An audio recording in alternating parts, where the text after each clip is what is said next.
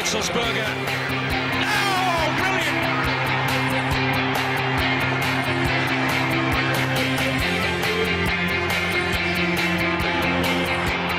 And Lee Henry scores for the second successive Premiership match.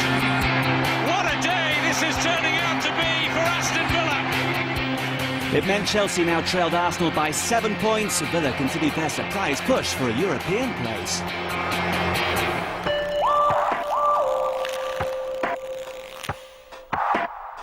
Leicester City took a club break in La Manga in March. The trip proved traumatic. After a night out, 9 players were arrested, with 3 of them appearing in a Spanish court accused of sexual assault. All charges have now been dropped, but the media frenzy that surrounded the allegations certainly left its mark on Leicester City's season. March also saw Southampton revealing Paul Sturrock as Gordon Strachan's successor. A 2-0 home win over Liverpool in his first game in charge made him an instant hit with the Saints faithful. In April, Birmingham City and Chelsea agreed to extend the loan deal of 17-goal Mikael Forsell for another season. At Villa Park, they had a rejuvenated hero, as Juan Pablo Angel became the first Villa player to score 20 goals in a season since Dwight York in 1996. I liked him from the start. He was a person that, you're new, I want to give it a new go here. I've believed in you. And as the time went on, I think he believed me more and more, and I was gaining his confidence, and he's been a fantastic lad to deal with. Villa were the surprise package of the season, and David O'Leary was looking an inspired appointment. The Villains were mounting a real challenge to Liverpool and Newcastle for 4th place. I was expecting to be a lot further away. I take great enjoyment out of being so near them with so little games to go. Villa began their game against Middlesbrough at the end of April, only 1 point behind Liverpool and Newcastle. And Peter Crouch's late winner gave 10-man Villa an improbable win.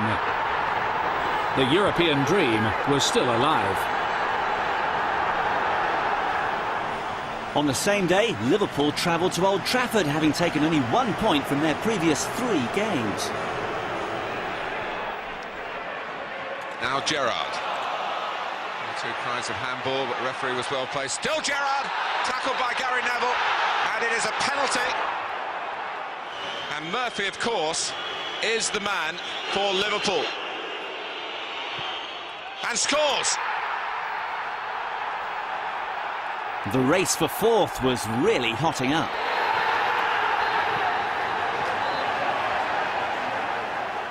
Right until the end of the season, there'll be twists and turns, and the race will be probably right to the last game of the season. It'll be a hard battle, and we're in the leading place for that. But don't forget that Newcastle have got some games to play as well.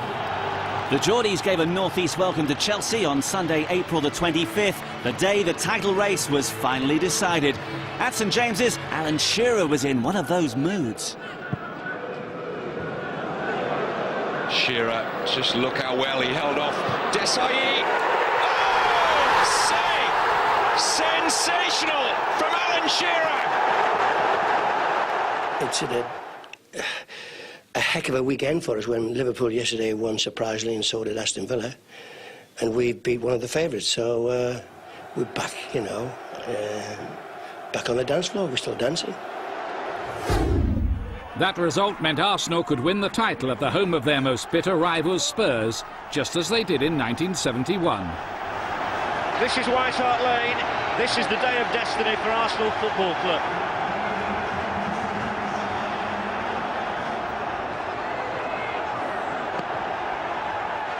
That deep corner kick. This is Breton for Henry for his first touch of the ball, and he glides past the first man, who was Redknapp. He has Bergkamp ahead of him and tries to play Bergkamp in. Then he does. Here's the cross. Vieira! Arsenal on the score sheet already.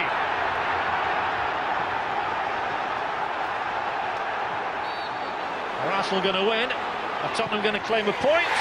2-2 it is.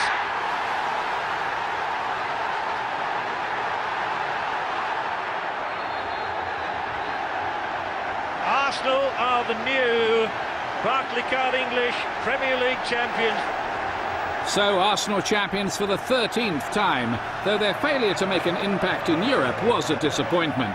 But domestically, they were now 4 games away from going through the whole season unbeaten, a feat never achieved in the modern era.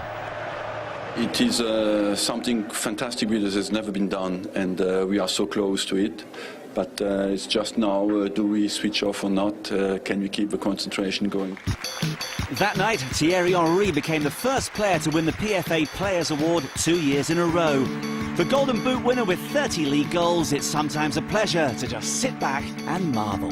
Me and Sue in the summertime, playing football everywhere, getting tired of some wine, having parties everywhere.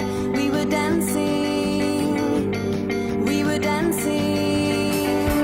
sexy Eve in the summertime, takes her clothes off everywhere, looking hot and feeling fine, take a picture anywhere.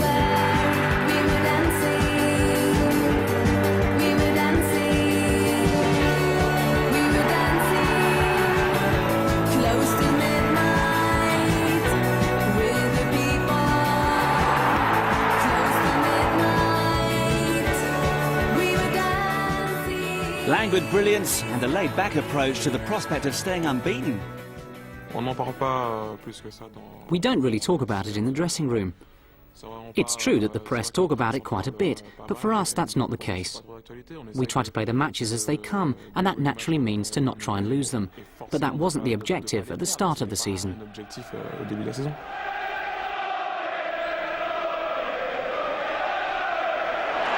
Manchester City, Leicester and Wolves all kicked off at 3 o'clock on Saturday the 1st of May. It would prove to be a pivotal date in the battle for survival. Manchester City's plight was perilous. They had to beat Newcastle. Watch out! A mood of celebration all round the city of Manchester Stadium. News of Wanchop's goal was filtering through to the Valley, and Leicester were condemned by another Paulo 17 minutes later.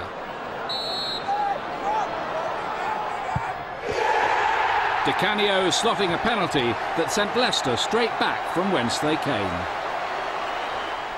Wolves went out with a bang as they came from behind to beat Everton. But without an away win all season, it was obvious where their problems lay.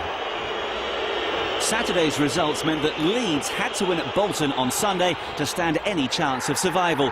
They made the perfect start with Mark Viduka putting them ahead after 27 minutes. But just 6 minutes later, and hero turned villain as Viduka was dismissed for violent conduct. Down to 10 men, Leeds crumbled.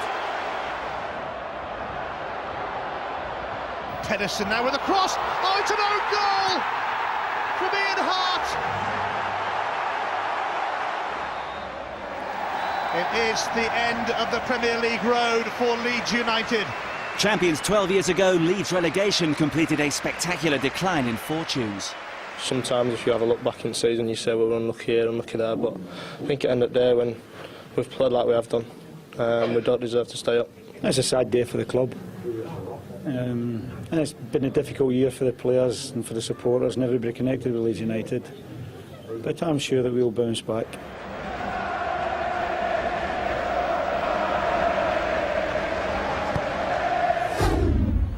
Newcastle had to win their final 2 games of the season against Southampton and Liverpool to pip the Merseysiders for 4th spot. They fell at the first hurdle, drawing 3-3 with the Saints at St Mary's. It's a financial blow, naturally. It's also a blow to our prestige, I guess, and our reputation. Headmaster's report would be disappointing. Should have done better. And so to the final day. Aston Villa knew victory at home to Manchester United would guarantee them 5th spot and a UEFA Cup place. Cristiano Ronaldo put an end to their dreams. Over at Anfield, Newcastle drew with Liverpool to grab 5th. 4th place for Liverpool, but they finished 30 points behind the champions and with uncertainty surrounding the club. A 3-way power struggle for control was developing, involving Chairman David Moores, local businessman Steve Morgan and the Thai Prime Minister. Houlier's job is far from safe. Portsmouth were the only promoted club to survive, but Harry Redknapp had a blazing public row with chairman Milan Mandaric ahead of their final game against Middlesbrough. After talks, a truce was declared and Teddy Sheringham bowed out with a goal.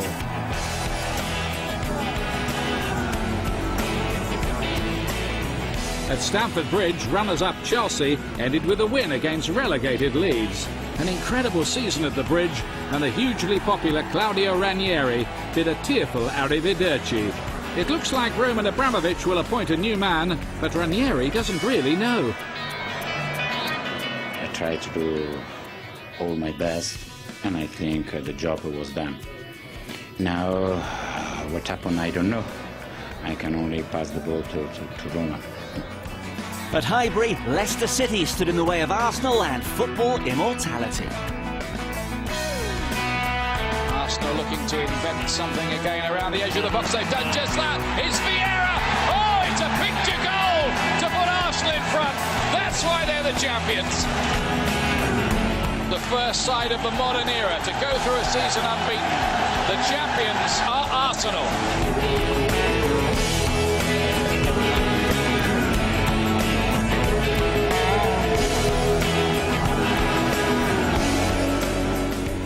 Arsenal finished 11 points clear of Chelsea and 15 ahead of Manchester United. Charlton, Bolton and Fulham all finished in their highest ever Premier League positions. Everton and Manchester City were the biggest underachievers of the season, both flirting with relegation until the final few weeks of the campaign. It was also a season to forget for Tottenham Hotspur in 14th and Blackburn 15th.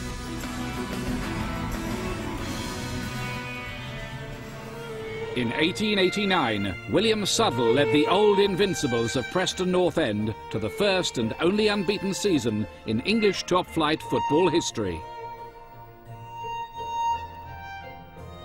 In 2004, Arsene Wenger led the new Invincibles of Arsenal to one of the most remarkable feats the modern game has ever seen. The entire 20th century stands between the two sides, and comparisons are futile. What is evident to anyone who's had the pleasure of watching Arsenal this season is that they play the game with a grace and elan that can take the breath away. Their football is simple, the results are devastating. The question is, who can beat them next season? See you in August. Until then, from Ian Dark and me, Marcus Buckland, it's goodbye.